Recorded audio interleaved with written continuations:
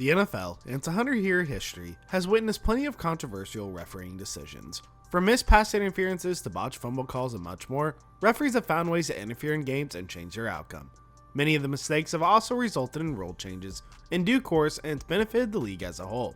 On that note, here we take a look at the 10 most controversial calls in NFL history. At number 10, we have the missed pass interference call in the 2002 NFL wildcard game. Pass interference calls are notoriously hard to make due to a variety of factors that have to be taken into account. However, the missed call in 2002's wildcard game remains one of the most controversial and hotly debated topics till date. The San Francisco 49ers were taking on the New York Giants and had rallied from an incredible 24-point deficit to take a 39-38 lead with a minute to play. The Giants were reeling, but they had the ball in under a minute to get to field goal range.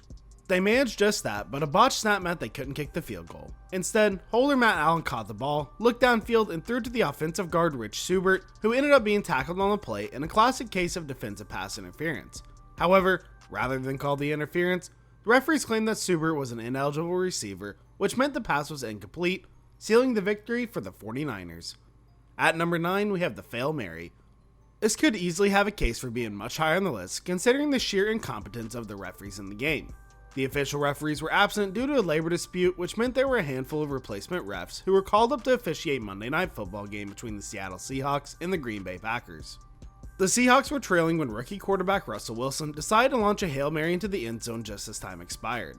While it appeared as though the Packers defensive back MD Jennings had come down with the ball, in reality, Seahawks receiver Golden Tate had also managed to get his hands on the ball, meaning the two players come down with it at the same time. To make matters worse, one official ruled it as a touchdown while the other did not. Eventually, the touchdown was awarded and Seattle walked away with a narrow win. However, it was revealed after the game that offensive pass interference should have been called on Golden Tate, which would have negated the catch and ensured a Green Bay victory. Following the disastrous officiating display, the regular referees were recalled to work within 3 days. At number 8, we have helmet mistaken for the football. The December 1998 game between the New York Jets and Seattle Seahawks had a little bit of everything going on. The game itself wasn't particularly eventful, at least until the closing stages when the Jets produced a long drive in search of a game-winning score. With the ball placed on Seattle's 5-yard line and the Jets facing a 4th down, quarterback Vinny Testaverde decided to rush into the end zone himself. It proved to be a disastrous play as Testaverde failed to get across the line. However, the officials mistook his helmet for the football and awarded the Jets a touchdown. At the time, there was no luxury of instant replay, so the call stood and the Jets were handed the victory. However, after the game, Seahawks head coach Dennis Erickson revealed that the NFL officials had contacted him, admitted that they believed Testaverde's helmet was the football, which is why they awarded the touchdown. Following the controversial call, the replay system was reintroduced the following year. At number 7, the Immaculate Reception. A hard-fought 1972 AFC Divisional Playoff game between the Oakland Raiders and Pittsburgh Steelers went down to the wire. The Steelers trailed the Raiders by a single point, 7-6, and had less than a minute to mount a comeback. With just 22 seconds left on the clock, the Steelers were in deep trouble with a 4th and 10 situation from their own half. The game looked to be all but over when Steelers quarterback Terry Bradshaw's pass, which was intended for Frenchie Fuqua, was batted away. However, Franco Harris managed to get the ball after a deflection and a wild series of events ran into the end zone for a touchdown. While this doesn't seem too controversial on face value, it is to be noted that the ball come off a Steelers player, the touchdown would have been deemed illegal due to a double offensive touch. However, if the ball had come off a Raider, the score would have counted. Till date, the debate has raged on as to what exactly caused the deflection and how Harris ended up with the possession. At number 6, we have the Bert Emanuel rule. A call so controversial it resulted in a massive overhauling of the rules at the time. During the 1999 NFC Championship game between the Tampa Bay Buccaneers and St. Louis Rams, the Bucs were trailing late in the contest. However, they were in position to strike when Bert Emanuel made a 13-yard touchdown catch. Tampa believed they had taken the lead for good and booked their berth for the Super Bowl.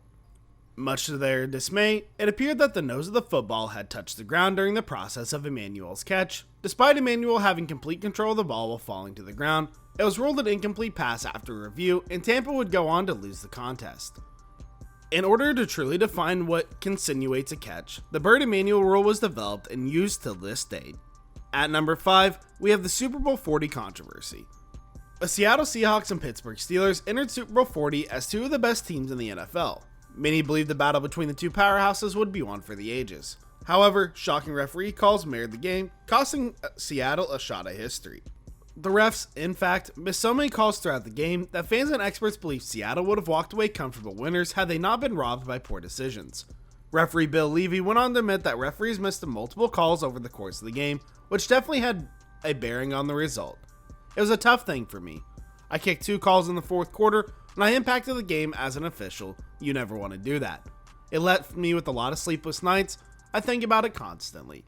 I'll go to my grave wishing that I had been better. I know that I did my best at that time, but it wasn't good enough. When we make mistakes, you've got to step up and own them. It's something that all officials have to deal with, but unfortunately, when you have to deal with it in the Super Bowl, it's difficult. At number 4, we have the Music City Miracle. Controversy erupted during the American Football Conference wildcard playoff game between the Tennessee Titans and Buffalo Bills in 2000. The Bills had edged into a 16-15 lead after kicking a field goal, and with just 16 seconds left to play, a victory seemed all but assured. However, the Titans were not willing to throw in the towel, and from the kickoff, tight end Frank Wycheck threw a lateral pass across the field to Kevin Dyson. Dyson then raced away into Bills territory and continued uninterrupted into the end zone, scoring a 75-yard touchdown and sealing a 22-16 victory for the Titans. Referee Phil Luckett then ordered a review of the play to ensure that the pass that Dyson was indeed a lateral and not an illegal forward pass, which would have killed the play. Eventually, the touchdown stood, and the Bills were left shell-shocked with what had just transpired. At number 3, we have Mike Renfro out of bounds. The Pittsburgh Steelers have benefited from a lot of controversial calls over the years, and none more so during the AFC Championship game against the Houston Oilers in 1979. The Steelers led by a touchdown, but the Oilers were close to leveling the score with a good drive of their own. Mike Renfro then produced a remarkable catch near the sidelines for the game-tying touchdown, but the referees on the field claimed an incomplete pass as they believed he didn't have both feet in bounds when making the catch. Replays indicated that Renfro was robbed of the touchdown, but since plays were not reviewable at the time, the Oilers had to accept the call, which is widely believed to be among the worst in NFL history. The Steelers would go on to win the contest 27-13. At number 2, we have missed pass interference call in Saints vs. Rams NFC Championship game. The New Orleans Saints and Los Angeles Rams squared off in the 2019 NFC Championship game in what was billed a battle of the heavyweights. Both teams traded blows over the course of the game, and with the score tied at 20-20, the Saints found themselves deep in Rams territory with just over a minute left to play. With the Saints at 3rd and 10, quarterback Drew Brees unleashed the ball toward the sidelines, intended for his receiver Tommy Lee Lewis. However, Nickel Robbie Coleman charged in and slammed into Lewis well before the ball had arrived, a case clear of defensive pass interference. The referees, though, missed their incident completely, which forced the Saints to kick a field goal rather than attempt a 1-yard touchdown run. The Rams would go on to level the scores through a field goal of their own before winning the game in overtime and setting up a date with the New England in the Super Bowl. The Saints were livid with the referees in the aftermath of the game, and plenty of lawsuits were filed against the officials in the league. The missed call also brought out a couple rule changes in the NFL, with the league putting into place a structure to review pass interference calls for the following season. And finally, at number 1, we have the tuck rule. Easily the most debated and controversial ruling in the NFL history came during a playoff game between the Oakland Raiders and New England Patriots back in 2001. The Raiders were hot favorites considering the fact that the Patriots had lost their starting quarterback to an injury. This meant the unhurdled Tom Brady was tasked with leading the most unlikely of New England fightbacks. Into the fourth quarter, and the Raiders looked to have command of the game. They led 13-10, and their stifling pass rush had just forced Brady to fumble the ball, which they went on to recover. However, after reviewing the play, the call on the field was overturned into an incomplete pass, as the referees believed that Brady was moving his hand forward when the ball was knocked out. According to NFL Rule 3, Section 22, Article 2, and Note 2, when an offensive player is holding the ball to pass it forward, any intentional forward movement of his arm starts a forward pass, even if the player loses possession of the ball as he is attempting to tuck it back toward his body. Also, if the player has tucked the ball into his body and then loses possession, it is a fumble. The debate over whether Brady had tucked the ball into his body or whether he was still in the process of bringing it back continues till date. Either way, the ruling favored the Patriots, who went on to level the game via an out-of-inventory field goal before securing the win in overtime. New England would go on to defeat the St. Louis Rams in the Super Bowl to win their first ever title and kickstart an era of unprecedented dominance. Well guys, thank you so much for making it to the end of the video. Be sure to smash that like button, subscribe to Tip Top Sports, and ring that notification bell so you never miss a video. Thanks for watching.